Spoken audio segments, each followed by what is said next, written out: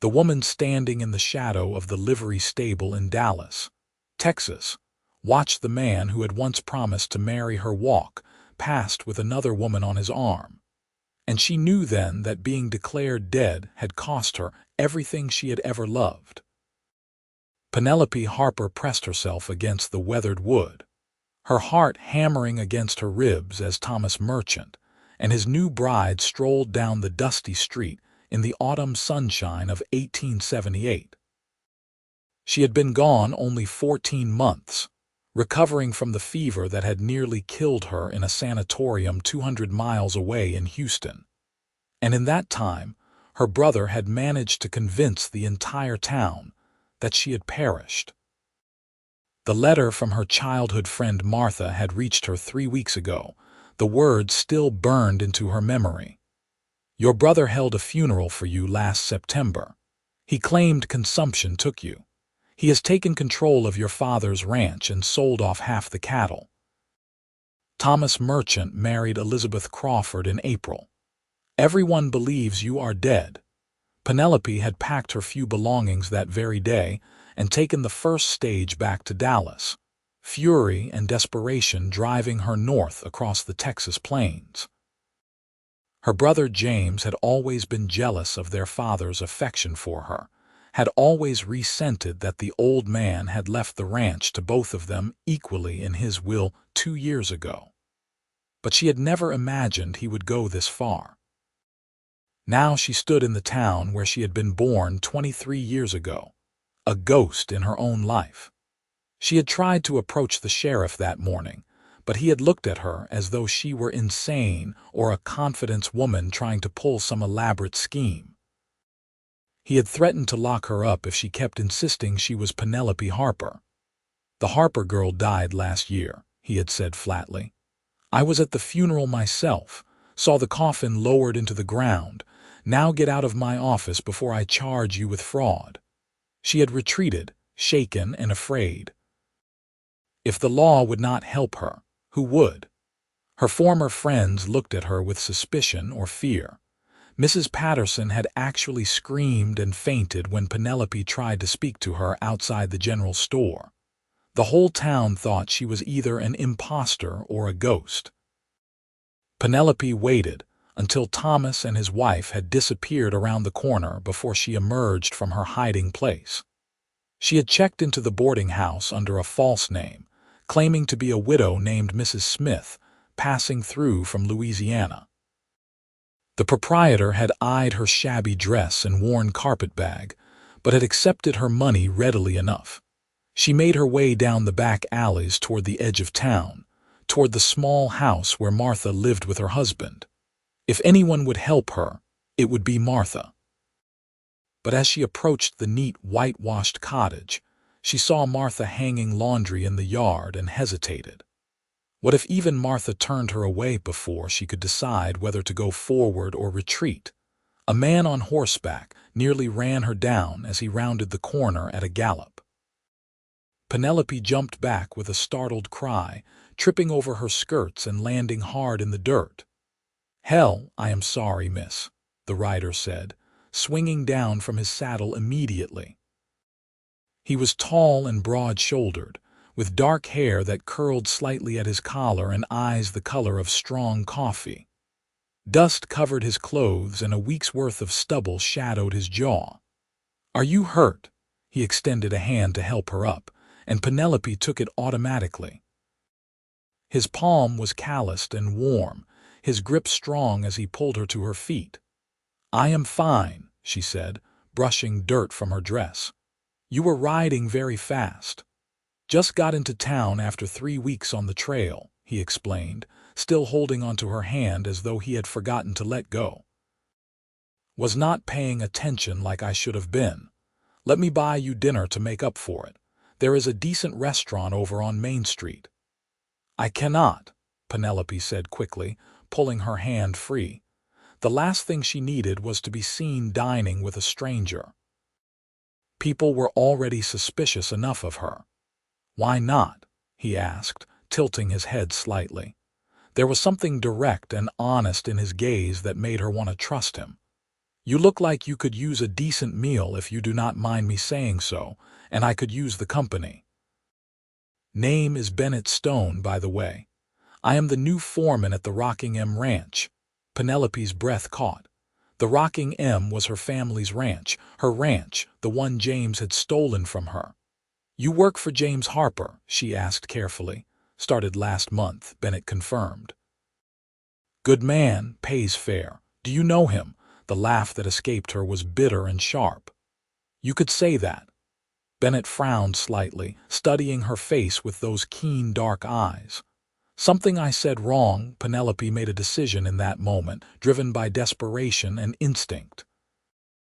If this man worked for her brother, perhaps he could help her get close to the ranch, help her find proof of what James had done. And if he was new to the area, he would not have been here for the supposed funeral. He might actually believe her. Mr. Stone, she said quietly, glancing around to make sure no one was close enough to overhear. If I tell you something that sounds impossible, will you at least listen before you decide I am insane? His expression grew more serious. I have always tried to keep an open mind, miss. What is troubling you?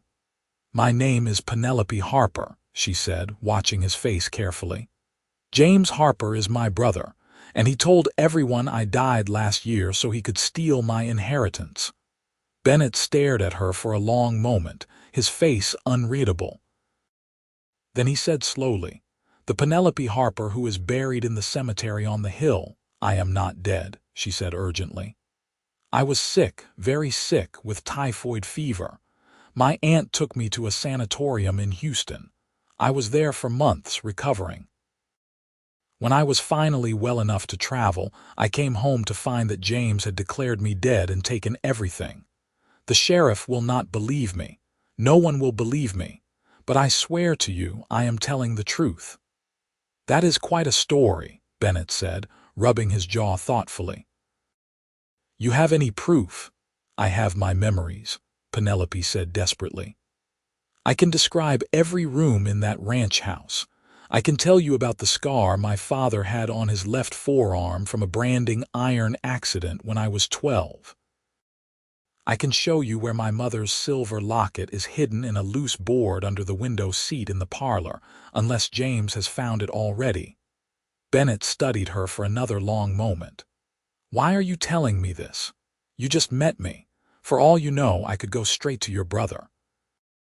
Because I have no one else, Penelope said simply, and because you are new here. You were not at my supposed funeral. You might actually believe me. She took a shaky breath. Please, I know it sounds mad, but I need help. I need someone to help me prove I am alive, to prove what James has done. He has stolen my home, my inheritance, my entire life. I cannot do this alone. Bennett was quiet for so long that Penelope felt her hope beginning to drain away. Then he said, I believe you. She stared at him. You do. I have only been working for your brother a month, Bennett said slowly. But there is something about him I have never quite trusted. He is always watching everyone, always calculating. And he has made some strange comments about wanting to expand the ranch, buy up more land, now that he does not have to split the profits with anyone. He nodded slowly, as though coming to a decision. Yes, I believe you, or at least, I believe enough to help you find out the truth. Penelope felt tears prick her eyes. Thank you, she whispered. You have no idea what this means to me. Come on, Bennett said, taking her elbow gently. Let us go get that dinner I promised you, and you can tell me everything. We will figure out a plan. They went to a small restaurant on the edge of town where they were less likely to be seen and recognized. Over plates of beef stew and fresh bread, Penelope told Bennett everything.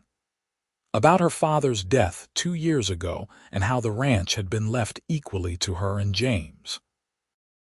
About her engagement to Thomas Merchant and how they had been planning to marry in the fall of 1877.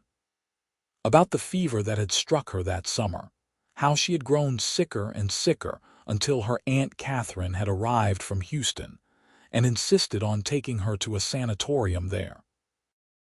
I was barely conscious when she took me, Penelope explained, crumbling a piece of bread between her fingers. I remember James standing on the porch watching us leave. He did not even say goodbye.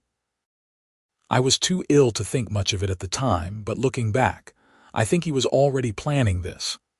How long were you in Houston? Bennett asked. 10 months in the sanatorium, and then another 3 months recovering at my aunt's house before I was strong enough to travel, Penelope said. I wrote letters to Thomas and to my friend Martha, but I never received any replies. I thought perhaps my aunt was forgetting to post them, or that the mail was simply slow. It never occurred to me that no one was writing back because they thought I was dead. Her voice broke slightly on the last word. Bennett reached across the table and covered her hand with his. "We will fix this," he said firmly. "I promise you."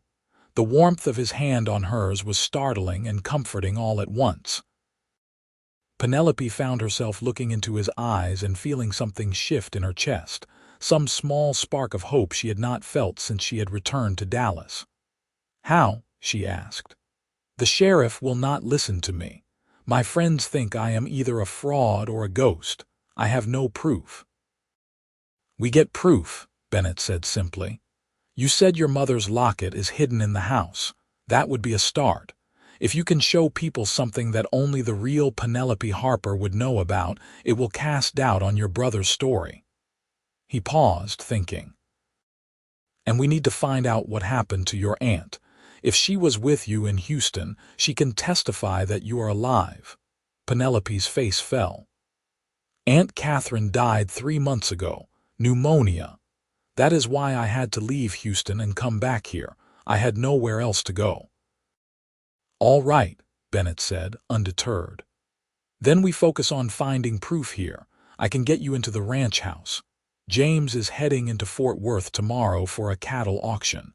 He will be gone for 3 days. That gives us time to search the house, find that locket and anything else that might help." "You would do that for me?" Penelope asked. "Risk your job. If what you are telling me is true, and I believe it is, then your brother is a liar and a thief," Bennett said. "I do not work for men like that." He smiled slightly. "Besides, I have a feeling you are worth the risk." Penelope felt her cheeks flush. There was something in the way he looked at her, something warm and admiring that made her heart beat faster. She had thought those feelings died when she saw Thomas with his new wife, but perhaps they had only been sleeping. They finished their dinner and made plans to meet the next morning after James had left for Fort Worth. Bennett insisted on walking Penelope back to her boarding house, and they took a roundabout route through the back streets to avoid being seen. "Why did you come to Dallas?" Penelope asked as they walked. "You said you were on the trail for 3 weeks. Where from?" "Colorado," Bennett said. "I was working on a ranch up near Denver, but the owner died and his son sold the place. I have been drifting south ever since, looking for a place to settle. I thought I had found it with the Rocking M, but it seems fate had other plans." "I am sorry," Penelope said. "If you help me, you will lose your position." "I will find another," Bennett said easily. "There is always work for a good foreman." He glanced at her. "What about you? What will you do when we prove you are alive? Will you go back to your former fiancé?" "Thomas is married," Penelope said quietly. "And even if he were not, I would not go back to him. He could not even wait a year before replacing me. That tells me everything I need to know about his love." She took a breath. "No, when I prove I am alive, I am going to reclaim my ranch and run it myself. I grew up working that land. I know cattle as well as any man. I do not need a husband to help me." Bennett smiled at that. "I believe you," he said. "Though for what it is worth, Thomas Merchant is a fool. If I had been lucky enough to be engaged to you, I would have waited a lifetime." The words were spoken lightly, but there was something underneath them that made Penelope's breath catch. She looked at Bennett in the fading evening light and thought that perhaps losing Thomas Merchant was not the tragedy she had thought it was. They reached the boarding house, and Bennett tipped his hat to her. "Get some rest," he said. "Tomorrow we start fighting back." Penelope barely slept that night. She kept going over the plan in her mind, thinking of all the ways it could go wrong. But when dawn broke and she met Bennett at the edge of town as planned, she felt a renewed sense of determination. They rode out to the ranch together, Penelope on a borrowed horse and wearing a wide-brimmed hat pulled low over her face. Bennett had confirmed that James had left before sunrise, heading east toward Fort Worth. The house would be empty except for Maria, the housekeeper who had worked for the Harper family for 20 years. "Maria will recognize me," Penelope said as they approached the familiar fence line. Her heart ached at the sight of the ranch, the place where she had grown up. The house looked exactly the same, a 2-story structure of whitewashed wood with a wide porch wrapping around 3 sides. The barn and outbuildings were in good repair, and she could see cattle grazing in the distant pastures. "Then we will have to be careful," Bennett said. He had a key to the house as foreman, and they planned to enter through the side door that led into his small office. They tied their horses behind the barn and approached the house cautiously. Penelope's hands were shaking as Bennett unlocked the door, and they slipped inside quietly. The house smelled exactly as she remembered, like beeswax and leather and the faint scent of her mother's lavender soap that somehow still lingered after all these years. "The parlor is this way," Penelope whispered, leading Bennett through the familiar hallways. Every step felt surreal, like walking through a dream of her former life.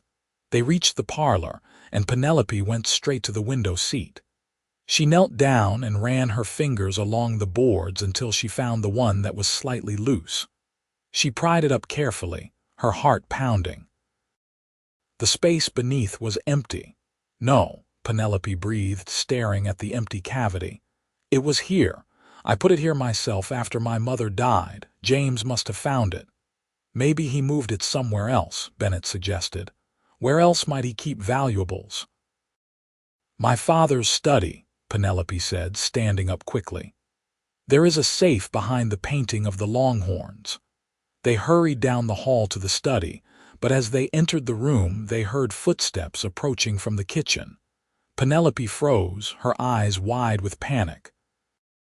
"In here," Bennett whispered, pulling her behind the heavy curtains that covered the window. They pressed themselves against the wall, barely breathing as the footsteps grew closer. "Mr. Stone," Maria's voice called out, "is that you? I heard someone in the house." Bennett emerged from behind the curtain, trying to look casual. "Sorry, Maria. I needed to check on some paperwork. Did not mean to startle you." "You should knock," Maria said, appearing in the doorway. She was a short, round woman with gray, streaked black hair and a face that Penelope remembered as always kind. "Mr. Harper does not like people going through his things." "I will keep that in mind," Bennett said smoothly. "I will just be a minute, and then I will be out of your way." Maria nodded and turned to leave, but then she paused, frowning. She walked to the window and pulled back the curtain, revealing Penelope. The housekeeper gasped, her hand flying to her mouth. "Madre de Dios," she whispered. "Miss Penelope." Penelope stepped forward slowly. "Hello, Maria," she said softly. "Yes, it is me." "But you are dead," Maria said, her eyes wide. "You died last year. I helped prepare your room after you were gone. I saw the coffin." "I am not dead," Penelope said urgently. "I was sick, very sick, but I survived. My brother lied, Maria.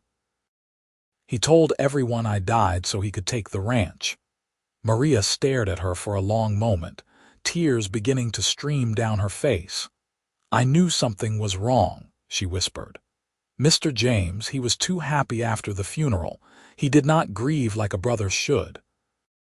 And he sold your mother's jewelry, all of it. Said he needed the money for the ranch, but I knew he was lying." "My mother's locket," Penelope said.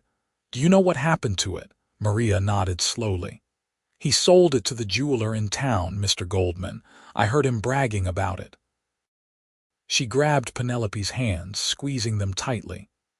Oh, Miss Penelope, I am so glad you are alive. So glad, but what will you do? Your brother, he will not give up the ranch easily. I know, Penelope said, but I have to try. Will you help me? Will you testify that I am alive? Of course, Maria said without hesitation. I will tell everyone the truth. With Maria's help, they searched the study and found several documents that Bennett said would be useful. Letters from the bank about loans James had taken out in his sole name, documents showing he had sold off portions of the herd, and most damning of all, a letter from the doctor in Houston where Penelope had been treated. Look at this, Bennett said, scanning the letter. It is from Dr. Harrison at the sanatorium. He is asking about payment for your treatment and saying he is glad to hear you are recovering well. The date on this is from 4 months after your supposed death. James received this letter and hid it. That is proof, Penelope breathed. Proof that he knew I was alive. It is a start, Bennett agreed. Combined with Maria's testimony, and if we can get that locket back from the jeweler, we might have enough to convince the sheriff to investigate. They left the ranch with the documents hidden in Bennett's saddlebag, and Maria promised to keep their visit secret. As they rode back toward town, Penelope felt a mixture of hope and fear churning in her stomach. Thank you, she said to Bennett as they dismounted at the edge of Dallas. You have done so much for me already, and you barely know me. I know enough, Bennett said, looking at her with those steady dark eyes. I know you are brave and determined. I know you have been wronged and deserve justice, and I know that I want to help you get it. There was something in his voice that made Penelope's heart flutter. She realized that over the past day and a half, she had come to rely on Bennett in a way she had never relied on Thomas. Bennett made her feel capable and strong, not delicate and in need of protection. He treated her as an equal partner in this fight, not as a fragile woman to be coddled. I should go to the jeweler now, she said, trying to focus on the task at hand, before James gets back. I will come with you, Bennett said immediately. Mr. Goldman's jewelry shop was a small storefront on Main Street. The bell above the door chimed as they entered, and an elderly man with spectacles looked up from behind the counter. Good afternoon, he said pleasantly. How may I help you? I am looking for a locket, Penelope said, her voice shaking slightly. A silver locket with an engraving of roses on the front.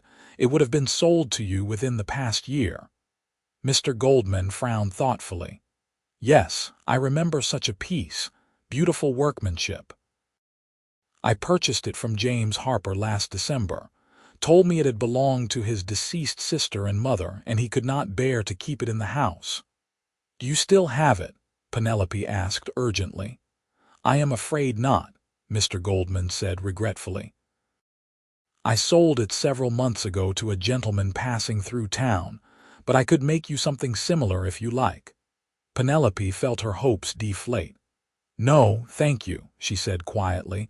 They left the shop, and Penelope fought back tears of frustration. We are so close, she said. But without the locket, will anyone believe us? We have the letter from the doctor, Bennett reminded her, and we have Maria. That is more than we had yesterday. He took her hand, lacing his fingers through hers. Do not give up now, Penelope. We will make people listen. The warmth of his hand in hers steadied her. She looked up at him and saw such conviction in his face that she felt her courage return. All right, she said. Let us go to the sheriff again, together this time. Sheriff Morrison was a heavy-set man with a graying mustache and a skeptical expression. He looked up from his desk with obvious irritation when Bennett and Penelope entered his office. I thought I told you to get out of town, he said to Penelope. Sheriff, I am Bennett Stone, foreman at the Rockingham, Bennett said before Penelope could respond. And I have evidence that suggests Miss Harper's claims are true."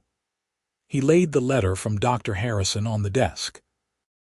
Sheriff Morrison picked it up and read it slowly, his expression growing more serious. "Where did you get this?" he demanded.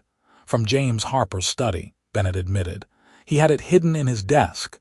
You were snooping through your employer's private papers." The sheriff said, his voice rising.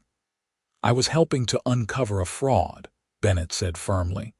"That letter proves that James Harper knew his sister was alive 4 months after he claimed she had died. He lied to this entire town, Sheriff. He held a false funeral and stole his sister's inheritance." Sheriff Morrison looked from the letter to Penelope and back again. "This is a serious accusation," he said slowly. "I have more proof," Penelope said. She told him about her mother's locket, about how James had sold it to Mr. Goldman. She told him about Maria's testimony, and about the financial documents they had found showing James taking out loans in his sole name. "If you investigate," Penelope said, her voice gaining strength, "you will find that James Harper has been acting as the sole owner of the ranch since my supposed death. You will find that he sold off cattle and property that was half mine. You will find that he never tried to contact my aunt in Houston to notify her of my death because he knew she could expose his lies." The sheriff was quiet for a long time, studying Penelope's face. Finally, he said, "I will grant you this, miss. You look remarkably like Penelope Harper did. But that could be coincidence, or you could be a very good actress." "Then let me prove it," Penelope said desperately. "Ask me anything about the ranch, about my family, about my life here. Ask me things that only the real Penelope Harper would know." Sheriff Morrison leaned back in his chair. "All right," he said. "What was your mother's maiden name?" "Whitfield," Penelope said without hesitation. "Catherine Whitfield. She married my father in the spring of 1852 in a church in Austin. They moved to Dallas 3 years later. What about your father? How did he die?" "He fell from his horse while chasing down a stray calf in the north pasture," Penelope said, her voice catching. "It was February of 1876. He broke his neck in the fall. He died before the doctor could reach him." The sheriff asked question after question, and Penelope answered each one confidently. She described rooms in the house, told stories about her childhood, named ranch hands who had worked for her father. With each correct answer, she could see the sheriff's skepticism beginning to crack. Finally, he held up a hand. "All right," he said. "I admit you know far too much to be a simple fraud, but I still need more proof before I can arrest James Harper. People saw a coffin lowered into the ground. They attended a funeral." "Then open the coffin," Penelope said. "Dig it up and see what is inside. I guarantee you will not find my body." Sheriff Morrison paled slightly at that suggestion. "That is a serious step, miss. Disturbing a grave is not something we do lightly in this town." "Neither is letting a man get away with stealing his sister's life," Bennett said sharply. "If you open that coffin and it is empty or filled with rocks or anything other than a body, that is your proof." The sheriff rubbed his face tiredly. "James Harper is due back from Fort Worth in 2 days. I will wait until then to question him. If his answers do not satisfy me, I will consider taking more drastic measures." He looked at Penelope. "In the meantime, stay out of sight. If word gets out that you are here before I have a chance to investigate properly, it could jeopardize the whole case."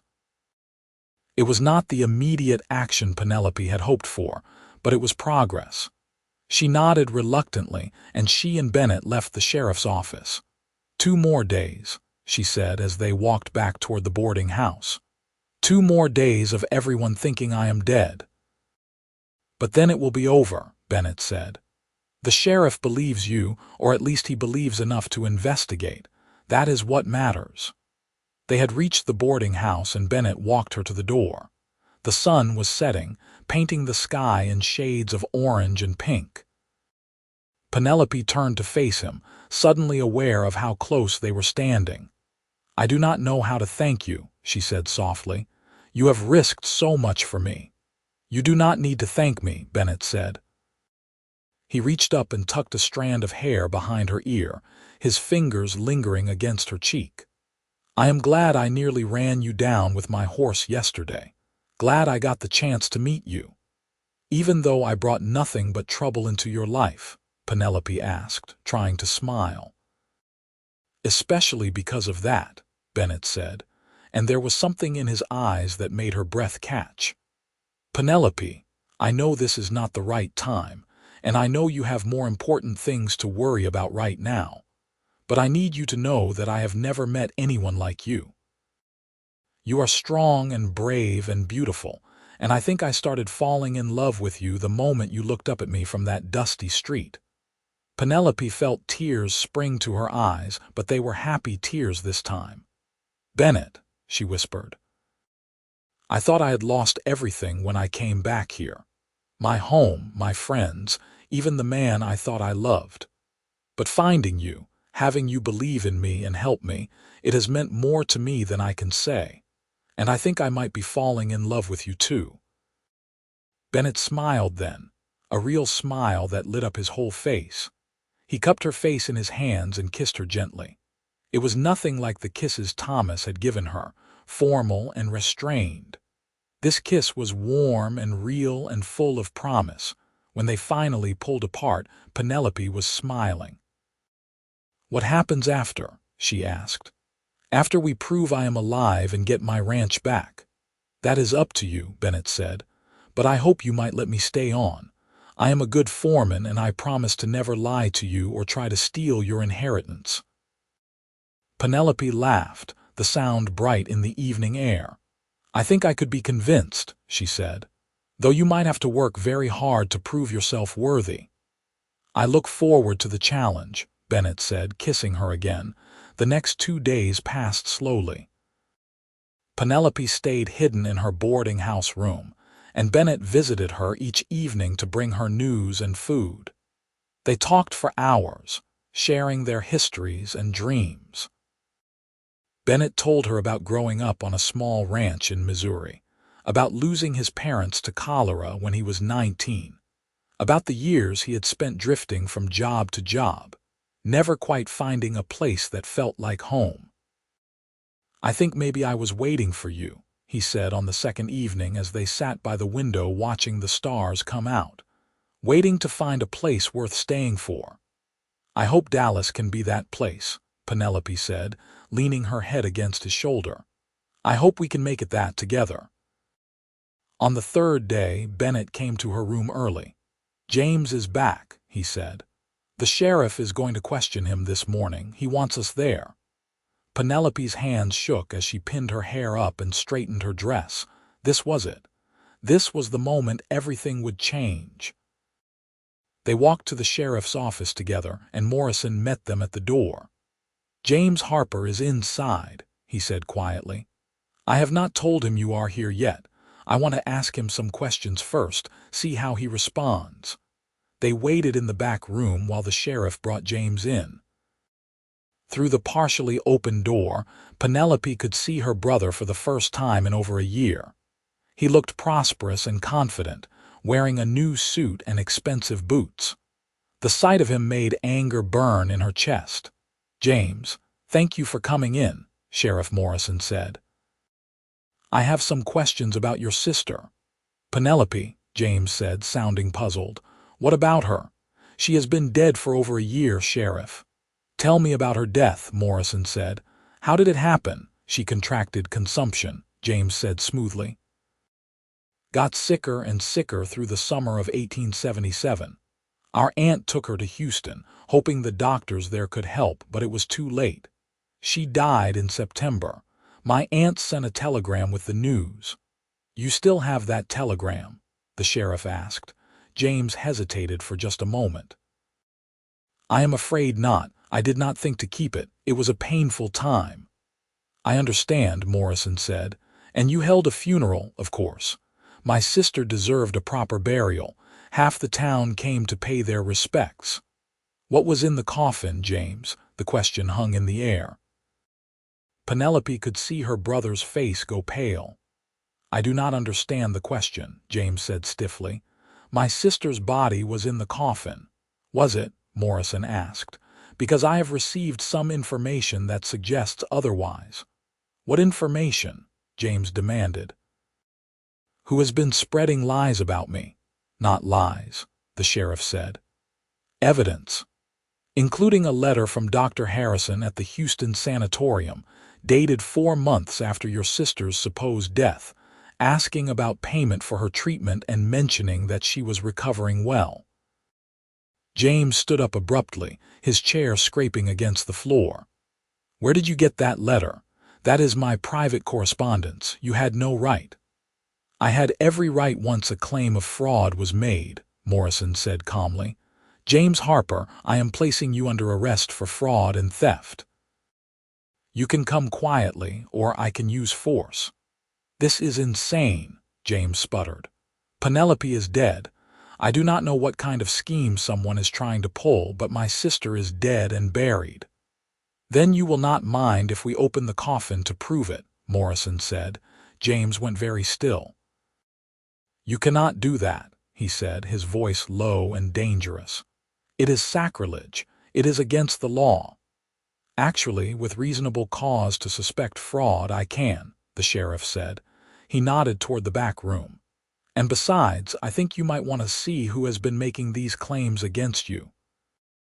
Bennett opened the door and guided Penelope out into the main office. She stepped forward, her head held high, and looked directly at her brother. James's face went white as a sheet. For a moment he looked like he might faint. No, he whispered. You are dead. You died. I did not die, James, Penelope said, her voice steady despite the pounding of her heart. I survived, and I know what you did. You declared me dead so you could steal my inheritance. You sold my mother's jewelry and our cattle. You took out loans against property that was half mine. You lied to everyone, including our friends and family. You cannot prove anything, James said, but his voice lacked conviction. We already have, Bennett said. The letter from the doctor, Maria's testimony, the financial records. And once the sheriff opens that coffin and finds it empty, it will all be over. James looked around wildly, like a trapped animal. Then suddenly he bolted for the door. Bennett moved fast, tackling him before he could reach it. The two men struggled briefly before Bennett pinned James to the ground. It is over, James, Penelope said, looking down at her brother. You lost. The next few hours were a blur of statements and testimony. Maria came to the sheriff's office and confirmed everything. Mr. Goldman testified about the locket. The banker came and brought records showing the loans James had taken out. And finally, late in the afternoon, a group of men went to the cemetery and opened the coffin that supposedly held Penelope's body. It was filled with sacks of sand. By evening, James Harper was locked in a cell, and the news was spreading through Dallas like wildfire. Penelope Harper was alive. She had never died. It had all been an elaborate fraud. Martha came running to the boarding house, tears streaming down her face, and threw her arms around Penelope. I knew something was wrong, she sobbed. I knew it. Oh, Penelope, I am so sorry. I should have questioned it more. I should have insisted on seeing your body. It is all right, Penelope said, hugging her friend tightly. You could not have known. James was very convincing. More people came as the evening wore on. Old friends and neighbors, all wanting to see for themselves that Penelope was truly alive. Some apologized for doubting her. Others simply stared in wonder. Thomas Merchant came too, looking pale and shaken. Penelope, he said quietly. I do not know what to say. If I had known you were alive, I never would have married Elizabeth. But you did marry her, Penelope said calmly, and you did not wait very long to do so. I was supposedly dead for only 7 months before you proposed to someone else. I was grieving, Thomas protested. I needed comfort. You needed a wife to help you run your store, Penelope corrected.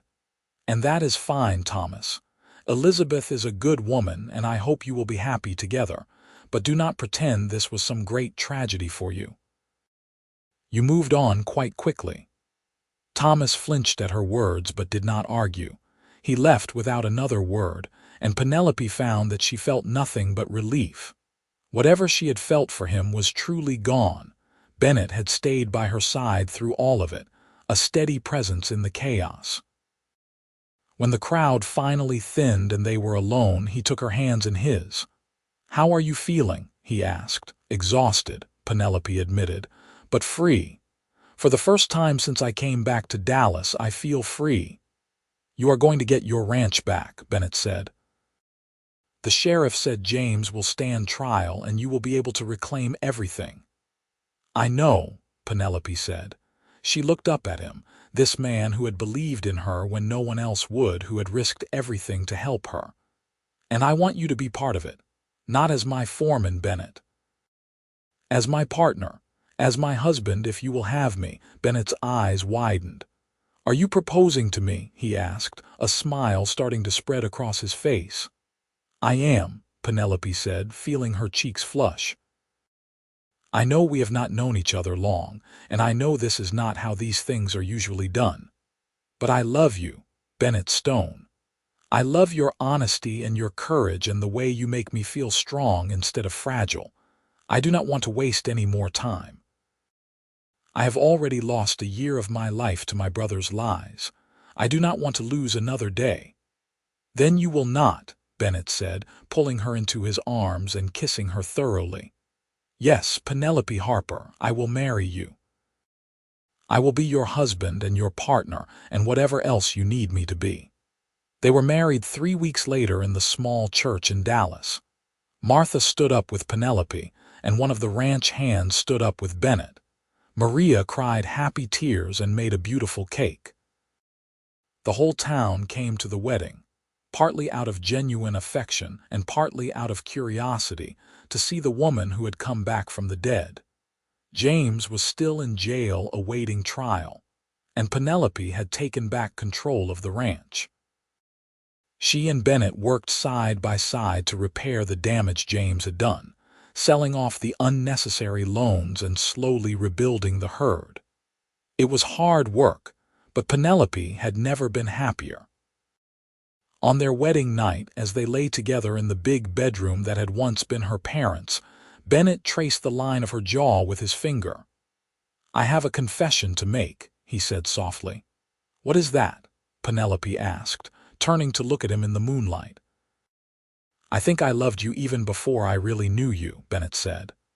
"When I saw you standing in that alley, looking so lost and determined all at once, something in me just knew that you were going to change my life, knew that I would do anything to help you." "That was not love," Penelope said teasingly. "That was just you feeling guilty for nearly running me down with your horse." "Maybe," Bennett agreed, laughing, "but it became love fast enough, and now I get to spend the rest of my life with you. I get to wake up next to you every morning and work beside you every day and fall asleep holding you every night. I am the luckiest man in Texas." "We are both lucky," Penelope said, kissing him softly. "Lucky that you were riding too fast that day. Lucky that you believed me. Lucky that we found each other." They made love slowly and tenderly, learning each other's bodies and promising each other forever with touches and kisses and whispered words. And when they finally fell asleep wrapped in each other's arms, Penelope felt truly at peace for the first time since her illness. The seasons turned, and life at the Rocking M settled into a happy rhythm. Bennett proved to be not just a skilled foreman but a natural partner in every sense of the word. He consulted Penelope on every decision, valued her opinions, and never tried to take control away from her. Together, they made the ranch more prosperous than it had been even in her father's day. James was tried and convicted of fraud and theft. He was sentenced to 5 years in prison, and ordered to pay restitution to Penelope for everything he had stolen. Penelope attended the trial but felt no satisfaction in seeing her brother punished. She had hoped he might apologize or show some remorse, but James remained bitter and unrepentant to the end. He was always jealous, Maria told Penelope one afternoon as they sat on the porch shelling peas. Even when you were children, he wanted everything you had. Your father's attention, your mother's love. When your father left the ranch to both of you, I think it broke something in him. I would have worked with him, Penelope said sadly. We could have run the ranch together. He did not need to do what he did. Some people cannot stand to share, Maria said wisely. They would rather have everything or nothing. Penelope chose not to visit James in prison. She had moved on with her life and saw no reason to dwell on the past. She sent him a letter once, telling him that she forgave him and hoped he would find peace, but she never received a reply. The first winter after their marriage was harsh, with bitter cold and heavy snows. Penelope and Bennett spent long evenings by the fire, reading aloud to each other or simply talking about their dreams for the future. They wanted children, they decided, to fill the big house with laughter and love. They wanted to expand the ranch, buy more land and more cattle. They wanted to build something that would last for generations. In the spring, Penelope discovered she was pregnant. She told Bennett one morning as they were riding out to check on the new calves. He let out a whoop of joy so loud it startled his horse, then pulled her close and kissed her with such enthusiasm that she was laughing and crying at the same time. A baby, he kept saying, touching her still flat stomach with wonder. We are going to have a baby. Are you happy?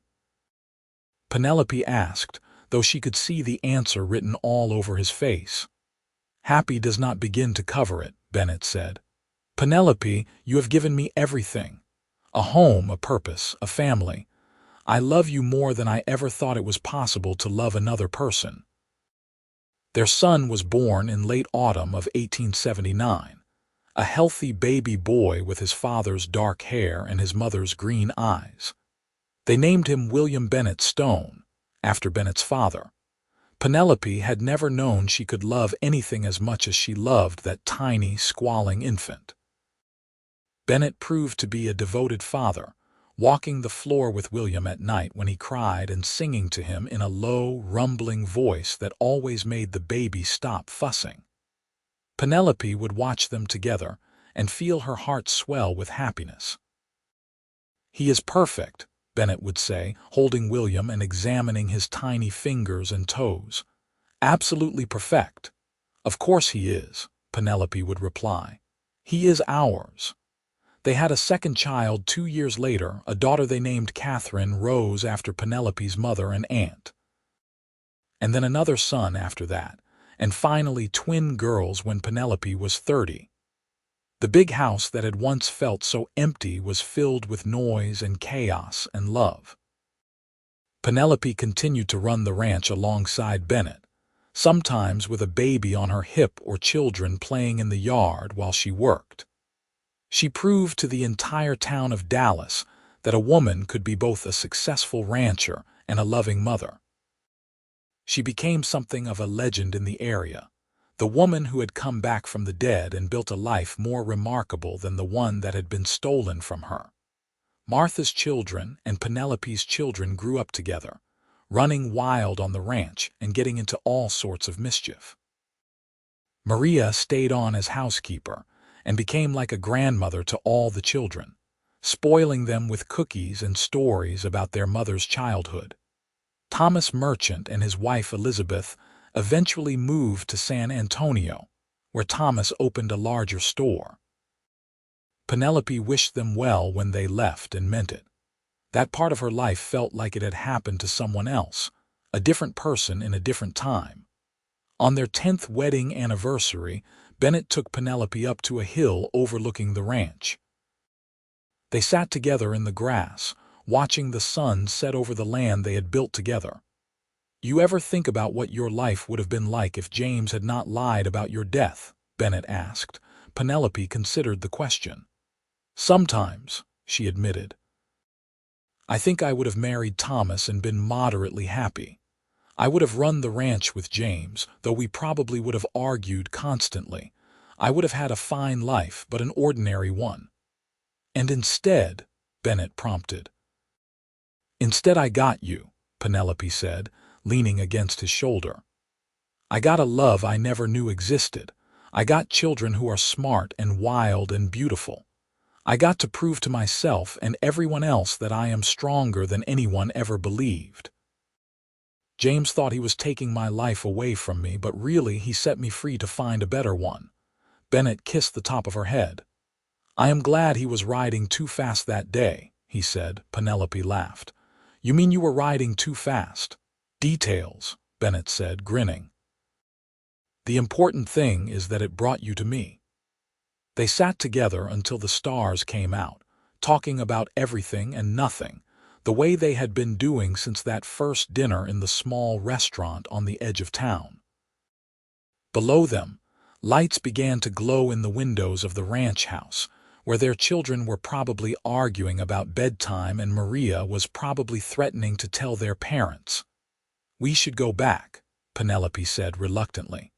The children will be wondering where we are. Let them wonder for a few more minutes, Bennett said, pulling her closer. I want to stay here with you, just the two of us, and remember how this all started. With you nearly running me down in the street, Penelope teased. With me finding the most remarkable woman in Texas and being smart enough to help her, Bennett corrected. With us taking on the world together and winning. They did eventually go back down to the house, where they found Maria had indeed gotten all 5 children into bed despite their protests. They went from room to room, kissing each sleeping child goodnight, marveling at the family they had created together. Years passed, and the children grew. William became a rancher like his parents, taking over more and more of the daily operations as Bennett and Penelope grew older. Catherine surprised everyone by becoming a teacher, opening a school for girls in Dallas. The other 3 children each found their own paths, but they all stayed close, drawn back to the ranch and the family that had always been their center. Penelope and Bennett grew old together, their hair turning gray and their faces lining with years of laughter and hard work. They were still partners in every sense of the word, still consulting each other on decisions, still walking hand in hand through the pastures at sunset. On a warm evening in the spring of 1911, they sat together on the porch swing that Bennett had built for Penelope's 50th birthday. Their youngest grandchildren were playing in the yard, and the sound of their laughter floated on the evening air. You have any regrets? Bennett asked, the same question he had asked her so many times over the years. Not a single one, Penelope said, the same answer she always gave. She squeezed his hand. You gave me everything, Bennett. You gave me my life back, and then you gave me a life better than any I could have imagined. We gave it to each other, Bennett said softly. From the moment I saw you standing in that alley, looking so fierce and so lost, I knew my life was about to change. I just did not know how wonderful that change would be. They sat together in comfortable silence as the sun set over the ranch, over the land they had fought for and built together, over the life they had created from lies and loss, and a chance encounter on a dusty Dallas street 33 years ago. And as the stars began to appear one by one in the darkening sky, Penelope thought about the girl she had been, declared dead and left with nothing, and the woman she had become, surrounded by love and family and a legacy that would last long after she was truly gone. She had been declared dead, but she had never been more alive. And it had all started with a cowboy who believed her when no one else would, who helped her prove she existed, and who loved her exactly as she was. That was the real story, she thought. Not the drama of her brother's betrayal, or the triumph of reclaiming her inheritance, but the simple, beautiful fact that she had found someone who saw her, believed her, and chose to stand beside her through everything. That was the real miracle of her life, and she thanked fate every day for nearly being run down by Bennett Stone's horse on that autumn afternoon so long ago.